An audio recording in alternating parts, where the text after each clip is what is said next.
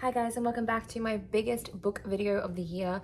Today I'm going to be going through all of the books that I read in 2023, and there were 90 books that I read this year. So I'm going to go through each and every single book individually and give you my rating and tell you whether I liked it or not. And yeah, let's get into it. There's a lot of books to go through. The first book that I read this year was A Game of Retribution by Scarlett St. Clair. This was part of a series that I was reading, and I think I gave this book 4 stars. Book number 2 was A Touch of Malice, also part of that same series by Scarlett St. Clair, and I gave this one a 4 out of 5 as well. Book 3 was a personal development book, which was Find Your Why by Simon Sinek. This book was good. I rated it a 3.5 out of 5. I got what I needed to out of it. Book 4 was the famous A Court of Thorns and Roses, or the ACOTAR series by Sarah J Maas. As you can tell by my beautiful covers, I clearly loved this series because I went and bought these beautiful dust jackets for them. But the first book was 5 stars for me. Next up in the ACOTAR series was A Court of Mist and Fury. This was the best book in the series in my opinion, and this was also 5 stars. Then continuing in the ACOTAR series, we have A Court of Wings and Ruin. This book was fantastic, also 5 stars. And then we have A Court of Frost and Starlight, which is a little novella in the ACOTAR series, so a much little shorter one, and I also really liked this book. This was 4 stars for me. And then the last book in the ACOTAR series was A Court of Silver Flames, which was probably one of the best in the series. I love the character Nesta, so this was a 5-star read. Then was a health book, which was Period Repair Manual by Lara Biden. This was really, really insightful, as I had come off the pill a couple of years ago and have had a lot of side effects from coming off of birth control. So this was really a great read in terms of just for health reasons and a lot of information. So this was a 5-star read. Then we have The Final Girls Support Group by Grady Hendrix. This is a horror/thriller book. And it was okay. I gave this a 3 out of 5. It was a bit predictable. Next up is You're Not Broken by Sarah Woodhouse, Dr. Sarah Woodhouse. Personal development book, self-healing, loved it, 5 stars. Then I started a new fantasy series, which was the From Blood and Ash series by Jennifer L. Armentrout. Loved this book, big fan of the series. This was a 5 out of 5. Next up in that series was A Kingdom of Flesh and Fire. This was also really great. This was a 4 out of 5. The Crown of Gilded Bones, book 3, which was a 4 out of 5. A Shadow in the Ember, which is actually the first book in a prequel series, is set in the same universe as the From Blood and Ash books, and this was a 5 out of 5. Then we have book 4 in the From Blood and Ash series, which is The War of Two Queens, and I loved some scenes in this book, so this was a 5 out of 5. Then we have the sequel in the prequel series, which is A Light in the Flame, and this was a 4.5 out of 5. Then I read Jay Shetty's 8 Rules for Love, which is another sort of personal development relationship book, and I really liked this. A lot of really good information, 4 out of 5. Then I dived into some dark romance books, I guess you could call it, some quite dark mafia kind of vibes, and that was Haunting Adeline, and I loved this, 5 out of 5. And then I read the sequel to Haunting Adeline, which is Hunting Adeline. This was a 4 out of 5. Then I started what is now my all-time favorite book series. This is a really big book series and I loved it. So similar to the ACOTAR books, this is also by Sarah J Maas, and that is the Throne of Glass series. Again, I clearly love it because I've gotten the beautiful dust jackets for it, but this is my favorite book series of all time now. So Throne of Glass, the first book, 5 out of 5. Book 2, Crown of Midnight, 5 out of 5. Book 3, Heir of Fire, 5 out of 5. Book 4, which is actually a prequel book, so you can either read this first or you can read it the way I read it, which is I read it 4th in the series, The Assassin's Blade, 5 out of 5. Queen of Shadows, 5 out of 5. Then we have Empire of Storms and Tower of Dawn, which I read at the same time. So you don't have to do this. These books happen at exactly the same time, following different characters in the series. So a lot of people choose to do a tandem read, which is what I did. So they mark which pages when you swap through and through, so you read them at the exact same time. So you might do 3 chapters of this one and then 2 chapters of this and go back and forth until you finish. That's what I did. Couldn't recommend that enough. I loved the tandem read. Both of these were 5 out of 5. I absolutely loved Tower of Dawn. A lot of people don't like it, but I thought it was amazing. And then Empire of Storms was awesome as well. Both 5 out of 5. And then we get to my absolute favorite book of the year. This is my most favorite book that I've read all year, and that is Kingdom of Ash, which is the conclusion to the Throne of Glass series. Amazing book. If I could give this 10 out of 5, I would. I mean, look at the back of this cover. It's just beautiful. My favorite book of all time, actually. So yeah, Kingdom of Ash. Then I went back to a little bit more personal development and I read Atomic Habits by James Clear. And this was a really, really great, insightful book. And I gave this a 4 out of 5. Then jumping back on the Sarah J Maas train, So if you don't know, all of Sarah J Maas's series, so ACOTAR and then Throne of Glass, and then this is Crescent City, all 3 series are like a multiverse, kind of like the Marvel movies. So they are all intertwined, and they will all, in the books coming up, the 3rd Crescent City book that's coming out this year, this 2024, is going to be all linked with all the different characters, so it's like a multiverse, which is really cool. But yeah, Crescent City, which is a very big book, I gave this a 4 out of 5. I really enjoyed this. It was just quite heavy on the world building, which is why I deducted 1 point, just because it was obviously a bit hard to follow. But yeah, 4 out of 5. Then the 2nd book in the Crescent City series, which is House of Sky and Breath, the last chapter, if you know, you know, it's amazing. So this was a 5 out of 5. Then I read The Song of Achilles by Madeline Miller, and this was a 4 out of 5. And I started a new series by Raven Kennedy, which is the Guild series. I rated the first book a 5 out of 5. Glint, book 2, 4 out of 5. Flame, book 3, also 4 out of 5. And Glow, book 4 out of 4, was a 3.5, I believe. Then I'm sure if you're a book reader, you've heard of this. I read Fourth Wing. I even got my special edition one with all the dragons on the side. And this was a 5 out of 5. Really great book. And also a really great introduction to fantasy if you've never really dived into fantasy. I think this is a good first fantasy book to read. Then I got to my least liked book of the year. I don't want to say hated because I don't hate any books, but this is probably my least liked book of the year, and that was Godkiller. I didn't like it. So this was a 2 out of 5.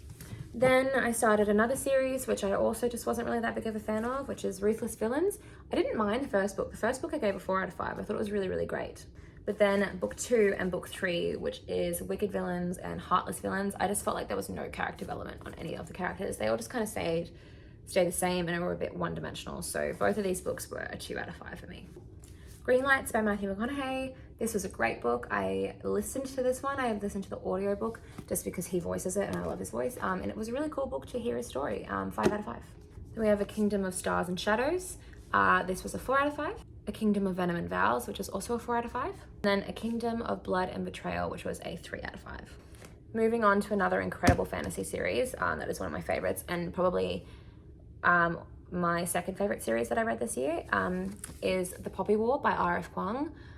This is amazing. There is no romance in this book, so if you are a romance kind of person, this is not the right series for you. This is political, high action fantasy. High fantasy. It was so good though. I loved this book. This was 5 out of 5. Next up was The Dragon Republic in the same series, and I actually think this was the best of the 3 books in the series, 5 out of 5. And then The Burning God, which is book 3, the conclusion to the Poppy War trilogy, also 5 out of 5. Then I read Court of the Vampire Queen. This is just a smart book, really. Like, the writing's not that great, but it gives what it needs to give for what it is. So it is a smutty book. If you like smut and sex scenes and all that sort of stuff, great book for you. Court of the Vampire Queen, I gave this a 3.5. Then I started the Crowns of Nyaxia series, which is The Serpent and the Wings and Night by Carissa Broadbent, and I loved this. This was a 5 out of 5. Six Scorched Roses, which is a novella in the same series, so taking place around the same time but different characters, 5 out of 5. Then we have The Ashes and the Star-Cursed King, which wraps up the duology of these, and I loved this, 5 out of 5. And then the same author also wrote a standalone book which is set in the same world as the other books, just a different time, and that is Slaying the Vampire Conqueror. And this was a really fun read. This was a 4 out of 5. Then we have a really big book, A Day of Fallen Night, which is the prequel to the Priory of the Orange Tree books. And this did take me a while, but I really thoroughly enjoyed it, and it was a 4.5 for me. Then going back to that series I talked about earlier in the video, the From Blood and Ash series, the prequel series before that, we have A Soul of Ash and Blood. So this is a continuation on from that series, and this was a 4 out of 5. Then we have Pussy, A Reclamation by Mama Gina, and I have already read this book before, but I reread it. I love this book. I think this is a really great book for all women to read. 5 out of 5. Then a bit more of a health one. We have The Beauty Guide by Dr. Libby Weaver, which is just basically health, women's hormones, etc. And this was a really great read as well, 5 out of 5. Then we have Women Don't Owe You Pretty by Florence Given, and I didn't really like this book. I think it was just a little bit too preachy, angry. I didn't feel like there was enough actual resolution to the problems. Like it was just not complaining, obviously, but like bringing up really important points around feminism, which is great, but then I felt like it didn't really give us anything to do about it to fix those problems, and I'm just not really a big fan of just going on and on about things without actually having a solution. So it was okay. I felt it was a little bit repetitive as well. So this was a 3 out of 5. Then I read this book, Sex Without Pain, just for a little bit of research. Wasn't really what I thought it was. It's basically just like a diagram with exercises. So I think I gave it a 2.5 out of 5. Then I started the Cruel Prince series by Holly Black. The first book was a 4 out of 5. The Wicked King, 5 out of 5, the best book in the series in my opinion. And then we have The Queen of Nothing, the final book in the series, which was also a 4 out of 5.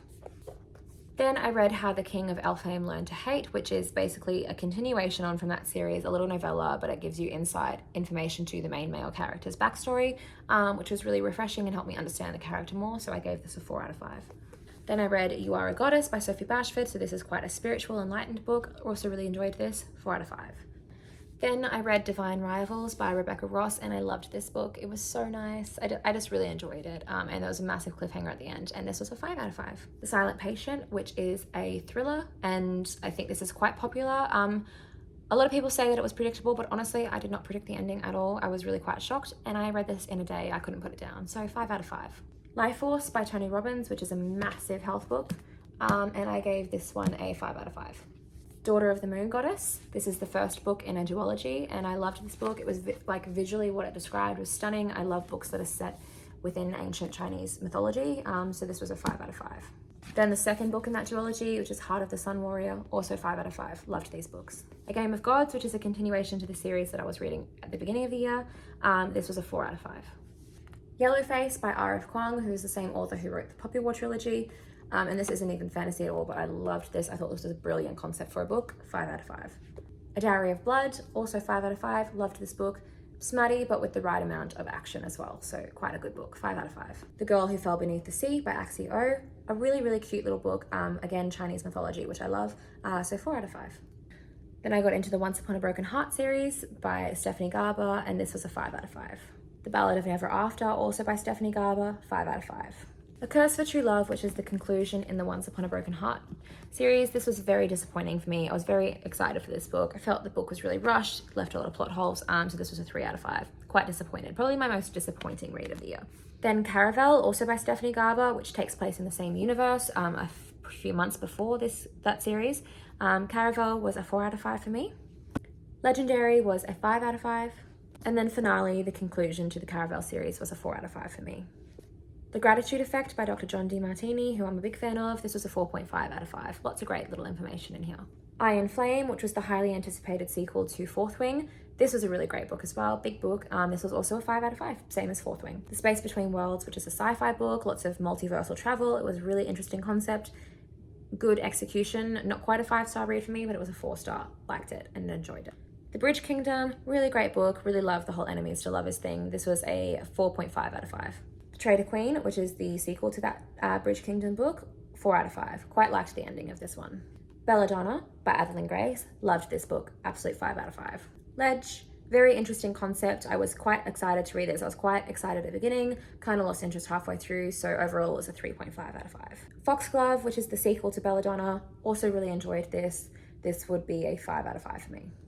Letters to a Friend by Tony Robbins, just a really little one, nice little refresher of a lot of his information that he teaches. 5 out of 5, loved it, loved Tony, so of course I was going to give it a 5. And then the final book that I read in 2023 was Powerless by Lauren Roberts. I don't know why it took me so long to read this. This book was fantastic, one of my favorite reads of the year, 5 out of 5. So there you have it, that is all the books that I read in 2023, all 90 books. It was a great reading year, and let's see how many books that I can read in 2024.